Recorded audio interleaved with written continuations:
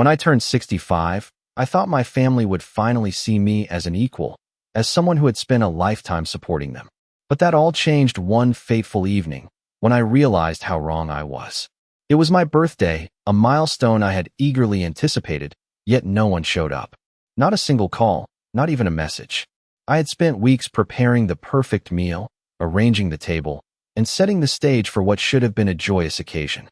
The roast was perfectly cooked, the candles were carefully lit, and the wine was chilled to perfection. I sat at the head of the table, waiting, hopeful. The clock ticked, the minutes stretched into hours, and still, no one came. I checked my phone, but there were no messages, no missed calls. By 8 p.m., I knew they weren't coming. I sat there, surrounded by an empty room, staring at the untouched plates and the empty chairs. It felt like a punch to the gut, a realization that my family had forgotten about me, just like they had done so many times before. I wasn't angry, though. I was just empty. I cleaned up quietly, my hands shaking as I put the food away.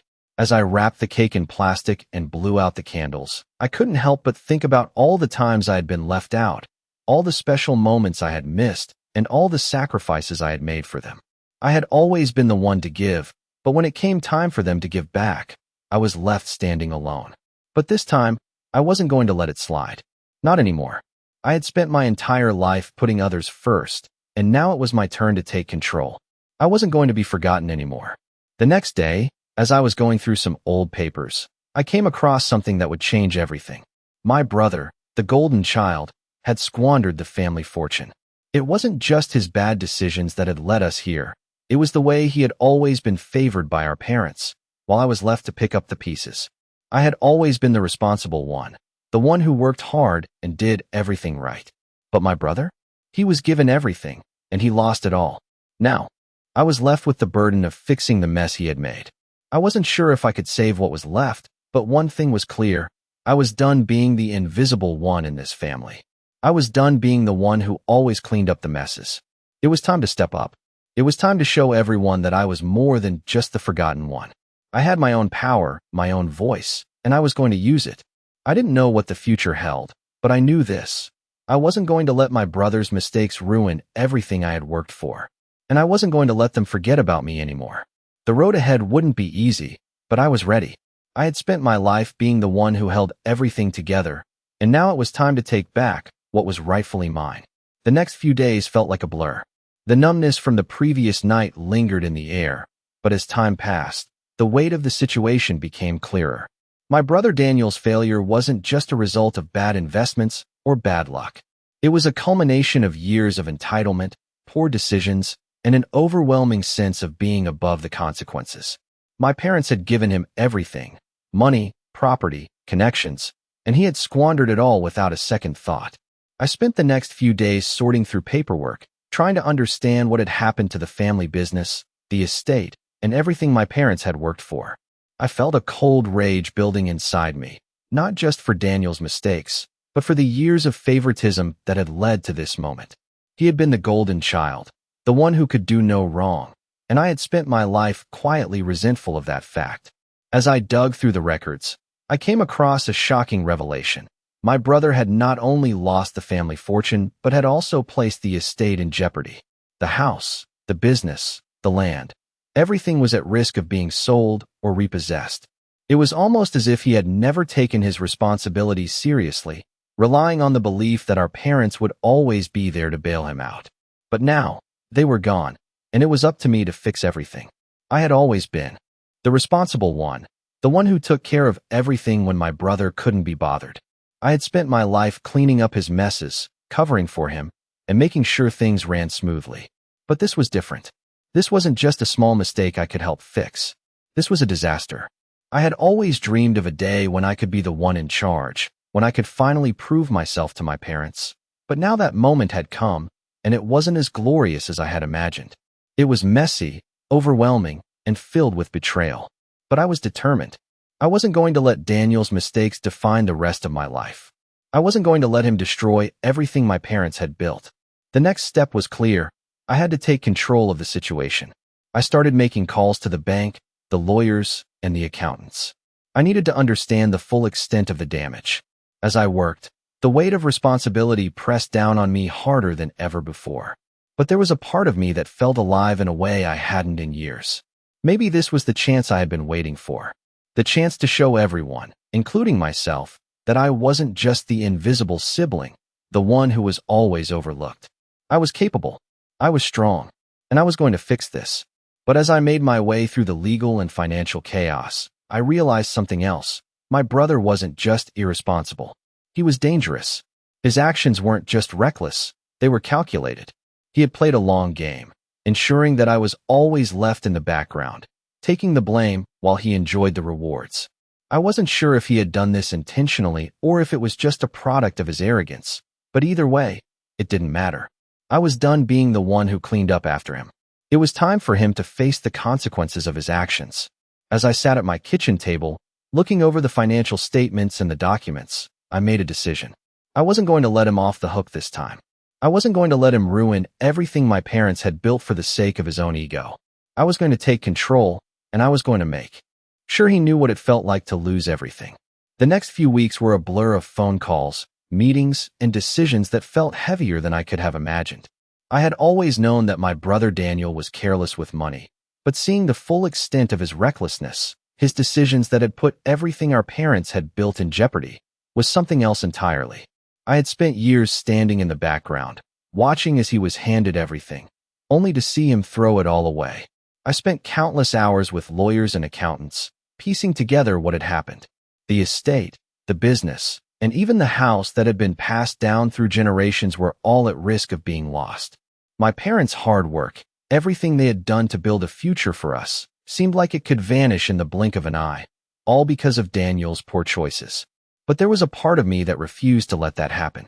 I had always been the one who kept everything together, the one who cleaned up the messes he left behind. This time would be different. I wasn't just going to clean up his mess. I was going to take charge and fix it. But even as I dove into the details, I couldn't shake the feeling that Daniel was playing me. It wasn't just his lack of responsibility that was the problem. There was something deeper at play. He had been gifted everything. Our parents' wealth, their business, their trust. And yet, he had always found a way to mess it up. I knew I couldn't fix everything on my own, but I also knew I wasn't going to let him get away with destroying what our parents had worked so hard for. One afternoon, as I was looking through some old family documents, I found something that made my blood run cold. It was a letter from my parents' lawyer, addressed to Daniel, outlining the future of the family business. The letter made it clear that they had always planned for Daniel to take over everything, but there were conditions attached. And those conditions, it seemed, were being ignored. I couldn't believe it. Daniel had been entrusted with everything, yet he had somehow found a way to disregard the very foundation our parents had built. I felt a deep sense of betrayal, not just because of his actions, but because of how he had manipulated everyone, including me. He had always been the one to get the praise, the attention, and the resources, while I had been pushed to the side. But now, I wasn't going to let that happen anymore. I knew what I had to do. I called the lawyer and set up a meeting to discuss the future of the business. I needed to know what was at stake, what I could do to save it, and most importantly, how I could take control. As the meeting approached, I couldn't help but feel a sense of dread. I had spent my entire life waiting for a moment like this, but now that it was here, I wasn't sure if I was ready. I had to confront my brother, confront the lies and manipulation that had been festering for years. But I also knew that this was the only chance I had to finally make things right. I wasn't going to be left behind anymore. I wasn't going to let Daniel ruin everything my parents had built. This was my time to take control, to prove that I wasn't just the one who fixed things when they went wrong. I was the one who could make them right. And I was ready to fight for it. The meeting with the lawyer was set for the following week. As the day approached, a strange mixture of nervousness and determination grew inside me. I had spent my entire life in the shadows, always taking care of things without ever being acknowledged. But this was different. This time, I wasn't just cleaning up after someone else. I was going to take charge. I arrived at the lawyer's office early, my mind racing with the possibilities. The cold, sterile walls of the office seemed to reflect the uncertainty I felt inside. The lawyer, a middle-aged man named Mr. Carter, greeted me with a handshake, his eyes scanning the papers in front of him. I could tell he was used to these kinds of meetings, but for me, This was the first time I was truly confronting the reality of the situation. "So, you want to take control of the family business?" he asked, flipping through some documents. I nodded, my fingers nervously tapping the table. "Yes," I said, my voice steadier than I felt. "But I need to know what I'm up against. I need to know how much damage Daniel has done and what it's going to take to fix it." Mr. Carter looked up at me, his expression serious. "It's not going to be easy," he said. "Daniel has been in charge for years now, and from what I can see, he's made some pretty poor choices. But there's a way forward. We can restructure the business, protect the assets, and get things back on track. But it's going to take time and effort." His words hung in the air, and I could feel the weight of the responsibility settling on my shoulders. I had always been the one to clean up after Daniel, but now I was going to have to be the one to rebuild everything from the ground up. "I'm ready," I said, surprising even myself with the conviction in my voice. "What do I need to do?" Mr. Carter smiled, a slight nod of approval. "The first step is understanding what we're dealing with. I'll need you to sign some paperwork, and we'll need to go over the financials. But the most important thing right now is to secure your position. Once that's done, we can start making the necessary changes." As we went over the documents, I couldn't help but feel a sense of empowerment. For the first time in my life, I wasn't just reacting to what Daniel had done. I was taking control of my own future. When the meeting ended, I walked out of that office with a sense of purpose I hadn't felt in years. The road ahead was still uncertain, but one thing was clear: I was done being overlooked. I was done being the invisible sibling. It was time to show everyone that I wasn't just the one who picked up the pieces. I was the one who could make things right. The next few weeks were filled with calls, meetings, and endless paperwork, but I felt more alive than I had in a long time. Each step forward felt like a victory, a small reclaiming of the life I had always been denied. The hardest part was dealing with Daniel. As I started to make the changes necessary to secure the family business, I could see the resentment in his eyes. He had always been the one in charge, the one who had been given everything, and now, suddenly, I was the one holding the reins. I knew it wouldn't be easy to get him to accept the changes, but I was prepared for the challenge. He wasn't going to be able to manipulate me anymore. It was my turn to take control, and I wasn't going to let anyone stand in my way. The more I saw of his arrogance and entitlement, the more determined I became. Daniel had been given everything that should have been mine, too. And now, I was taking it back. But this time, I wasn't doing it for him, or for anyone else. I was doing it for me. I was doing it to prove that I was just as capable, just as deserving, as anyone else in this family. The days that followed felt like a constant battle, not only against the financial mess Daniel had created, but also against the growing tension between us. Every decision I made felt like an act of defiance, an act of reclaiming what should have always been mine. But the more I took control, the more I realized just how much Daniel resented me for it. He had always been the one to get the praise, the recognition, and the resources, while I was left to clean up after him. But that was over now. The family business was mine to save, and I wasn't going to let anyone, especially not Daniel, take that from me. As I continued to navigate the complexities of the estate and the business, the weight of the responsibility settled deeper into my bones. I had no choice but to keep moving forward. Every call, every meeting, every document I reviewed was a step toward securing my place in this family. But it wasn't just about the business. It was about proving to myself that I wasn't just the one who fixed things. I was capable of creating something lasting, something meaningful. One evening, as I sat in my office reviewing the latest financial report, I received a call from Daniel. His voice was cold, almost detached, but I could hear the underlying frustration. "You're making a mistake, Sarah," he said, his tone clipped. "You're not cut out for this. You've always been the backup plan, the one who cleans up the messes I leave behind. But this is different. This is bigger than you can handle." I could feel the sting of his words, but I refused to let it show. "I'm doing what's necessary, Daniel," I replied, my voice steady despite the tension. "I'm saving what you couldn't. You had everything handed to you, and you let it all slip through your fingers. Now, it's my turn to fix it." There was a long pause on the other end of the line, and I could almost hear him seething. "You're making a huge mistake. You don't understand the first thing about running this business," he snapped. "I've worked my whole life for this. You think you can just come in and take over?" I sighed, leaning back in my chair, trying to remain calm. I understand more than you think, Daniel. And it's not about taking over. It's about making sure this family legacy doesn't crumble because of your mistakes. The silence on the other end of the line was deafening, and I could tell Daniel didn't know how to respond. After a moment, he hung up, and I sat there in the stillness of my office, feeling the weight of his words. But deep down, I knew I was doing the right thing.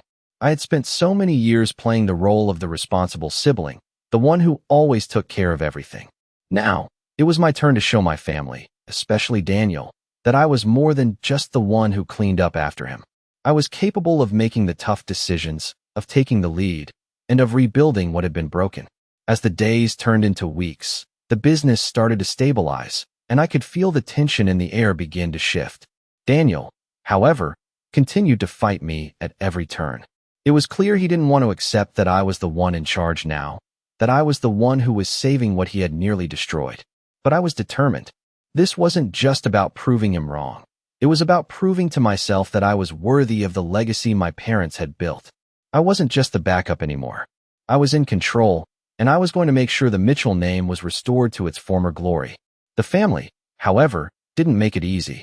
My parents had always praised Daniel for his achievements, and now, as I took charge, it felt like I was going up against their ghostly expectations. But I didn't care. I was no longer living in their shadow. I was living for myself now, and I was going to make sure Daniel knew exactly what it felt like to be held accountable for his actions. The tension in the family had reached a boiling point, and I knew I was on the verge of something big. Daniel was growing more resentful with every passing day, and despite the progress I had made in stabilizing the business, he was still clinging to the belief that everything should belong to him. I had expected resistance, but what I hadn't anticipated was the depth of his refusal to accept the reality. I had spent years trying to live in his shadow, always feeling less than. But now, as I stood on the edge of reclaiming my rightful place, his anger felt like a heavy weight. One morning, I received an email from Daniel's lawyer. It was a thinly veiled threat, a notice about his intentions to contest the changes I had made to the family business and the estate. He was trying to discredit everything I had done, claiming that I had overstepped my boundaries. I could feel my heart race as I read the words. But instead of panicking, I smiled. This was exactly the kind of challenge I had been waiting for. I had already consulted with my own lawyer, and I knew I had the legal grounds to back up everything I had done. But what struck me more than anything was the realization that Daniel was scared. Scared of losing control. Scared of the fact that I was finally standing up for myself, that I was finally taking my place in the family. He had always assumed I would be the one to clean up his mess, the one who would step aside when things got difficult. But now, he saw me as a threat, and it was clear he didn't know how to handle it. The next few days were a whirlwind of legal meetings, calls, and documents. But the more I fought for my position, the more confident I became. Daniel's lawyer sent me a few more notices, but I had learned to tune them out. I had been underestimated for so long, and now, I wasn't going to let anyone push me back into that corner. I was in control now. One evening, as I sat in my office, reviewing the latest updates, my phone rang. It was Daniel. I hesitated for a moment before answering, knowing that this conversation would likely be another round of manipulation. "You're making a huge mistake, Sarah," he said, his voice tight with frustration. "You think you can just take everything from me? You don't know what you're doing." I leaned back in my chair, letting his words wash over me without reacting. "I'm not taking anything from you, Daniel," I said calmly. "I'm just making sure things are done the right way, the way our parents would have wanted. You had your chance, and you squandered it." There was a long pause, and for a brief moment, I thought he might apologize, or at least see reason. But instead, he responded with bitter words. "You've always been the backup, Sarah. Always. You were never meant for this. You can't handle it." I could feel the sting of his words, but I refused to let them affect me. "Maybe it's time you realize something," I said, my voice steady. "I'm not the backup anymore. I'm the one in charge now, and if you can't handle that, then maybe it's time for you to step aside." I hung up before he could respond. The silence in the room was deafening, but for the first time in my life, it didn't feel like loneliness. It felt like freedom. I had made a choice, and that choice had nothing to do with him. It was about me. For years, I had allowed my brother's actions to dictate the terms of our family, to dictate what I could and couldn't do. But no more. I was finally standing up for myself, And I wasn't going to let anyone, not even my own family, take that from me. As the days passed, I could feel the shift in the air. I was no longer the one who followed. I was the one leading. And Daniel? He was just another obstacle to overcome. I knew the battle wasn't over, but I was ready for whatever came next. This was my time now, and nothing was going to take that away. The weeks that followed felt like a series of battles, each one testing my resolve, but also reaffirming my strength. Daniel was relentless, trying to undermine every decision I made. But with each challenge, I grew more certain that I was doing the right thing. I had spent too long living in the background, cleaning up his messes, and now it was my time to step forward. The more I took charge, the more I could see the anger and frustration in Daniel's eyes. He couldn't understand how I had found the courage to stand up for myself, to take control of everything that was rightfully mine. But I wasn't about to back down. One evening, as I sat in my office, reviewing the latest business projections, I received another call from him. His voice was thick with resentment. "You think you're so much better than me now, don't you?" he said, his tone laced with bitterness. "You think you can just take everything I've worked for and make it your own?" I sat back in my chair, taking a deep breath before responding. "I'm not taking anything from you, Daniel. I'm taking back what's always been mine, what you've neglected and destroyed." There was a silence on the other end of the line, and I could almost feel his anger radiating through the phone. "You always were the backup, Sarah. Always the one who picked up the pieces when I was done with them," he said, his voice thick with disdain. "But I'm the one who built this. I'm the one who made it all happen." I felt a pang of hurt, but I quickly pushed it aside. "You didn't build anything, Daniel. You inherited everything. You were handed everything on a silver platter. And you've wasted it all." The words stung, but they were true. I had spent my life living in his shadow, watching as he was praised for things he had done so little to deserve. I had always been the one to hold things together, but he had been the one to take all the credit. Now, everything was falling apart because of him, and it was up to me to fix it. "You have no idea what you're doing," he snapped. "This is too big for you. You're going to ruin everything." I paused for a moment, letting his words hang in the air. "I've already saved what I could," I said, my voice calm. "And I'm going to fix what's left. You can't keep pretending that everything will work out if you just ignore the mess you've made. This is my responsibility now." The line went silent again, and for a moment, I wondered if he was finally realizing the depth of his mistakes. But then he spoke again, his voice low. "You think you're better than me, don't you?" he said, his tone barely above a whisper. "You think you're the one who can save everything." I didn't respond immediately. I didn't need to. The truth was clear. "I don't think I'm better than you, Daniel," I said quietly. "I just think I'm better equipped to fix this." There was a long pause before he spoke again, his voice a little more measured. "You're not getting away with this," he said. "You'll see. You can't just take everything I've worked for." I felt a surge of confidence as I hung up the phone. Daniel wasn't going to win this fight. He had always assumed that his actions would be overlooked, that he could keep living in the shadow of our parents' legacy without facing the consequences. But that was over now. I was in control, and I was going to make sure he knew exactly what it felt like to lose everything. As I sat in my office, reviewing the last set of financial statements, the weight of the responsibility continued to press down on me. Daniel's actions had set everything into motion, but it was now my job to fix it. The road ahead wasn't going to be easy. It was filled with obstacles, both legal and personal, but I was determined to succeed. Every phone call, every document, every meeting was a step towards securing the future of the family legacy. I could feel the power in my decisions now, something I had never felt before. For the first time, I wasn't just cleaning up after someone else. I was in control. But the tension with Daniel remained. No matter how much I accomplished, he couldn't seem to accept the reality that I was the one taking the lead now. One afternoon, as I was preparing for another meeting, I received an unexpected message from him. It was a simple text, but it was clear that it wasn't meant to be friendly. "You won't get away with this, Sarah," it read. "You can't just take everything. You're not fit to run this." His words stung more than I would like to admit, but I didn't let them show. The truth was, he had always been the one who was handed everything, without ever having to prove himself. And now that the tables were turned, he couldn't handle it. I knew he wouldn't make it easy, but that didn't matter anymore. I had spent so long under his shadow, never once standing up for myself, but now I wasn't going to let him take everything down with him. The family business had been built with years of hard work, and I was going to make sure it didn't crumble because of his mistakes. A few days later, Daniel came to the house. He hadn't called in advance, which was typical of him. He thought he could just show up and demand things, as he always had. As he walked into my office, I could see the tension in his eyes. "This has gone far enough, Sarah," he said, his voice low and angry. "You don't belong here. This business was never meant for you." I looked at him, my resolve hardening. "It's not just about the business, Daniel," I replied. "It's about respect. It's about taking responsibility for what you've done and fixing the mess you've created." His jaw tightened, and for a moment, I saw the anger in his eyes flare up. But instead of shouting, he took a deep breath. "You think you can fix everything?" he asked. "You think you can come in here and just erase what I've built?" I met his gaze, unwavering. "I'm not trying to erase anything, Daniel," I said. "I'm trying to fix it. I'm trying to rebuild it. And you need to step aside and let me do that." He didn't respond right away. He just stood there, his hands clenched into fists, staring at me as if he couldn't quite believe what I was saying.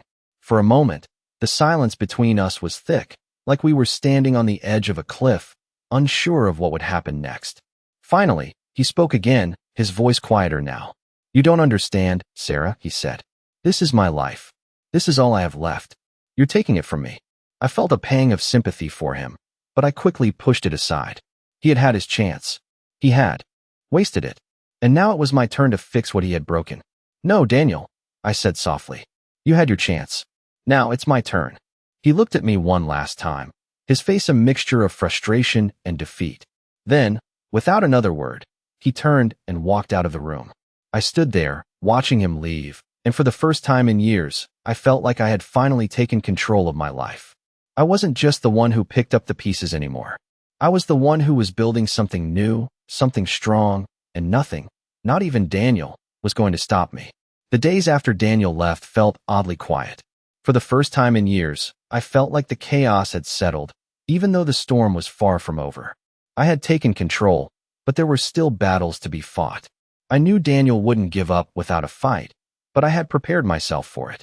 The truth was, everything I had done up until now wasn't just about saving the family business.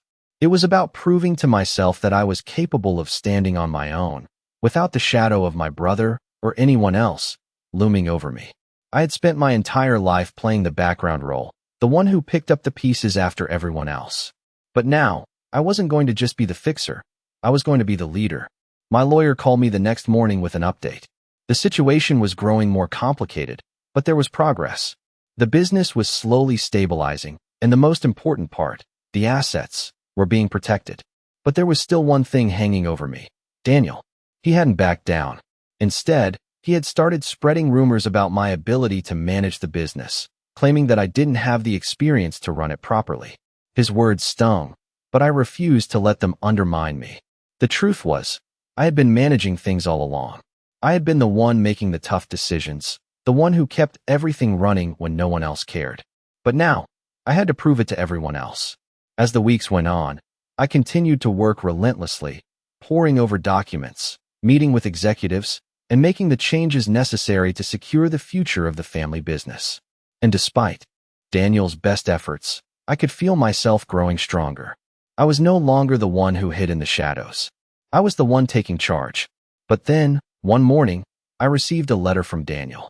It was a formal letter from his lawyer, threatening legal action unless I agreed to step down from my position as the head of the business. I could feel the tension rising as I read the words. He was desperate, trying to claw back some control. I wasn't surprised. After all, he had always believed the business was his by right. But I wasn't about to let him take it from me. I knew that standing my ground now was more than just about the business. It was about proving that I was worthy of what I had worked for. I picked up the phone and called my lawyer. "We're not backing down," I said firmly.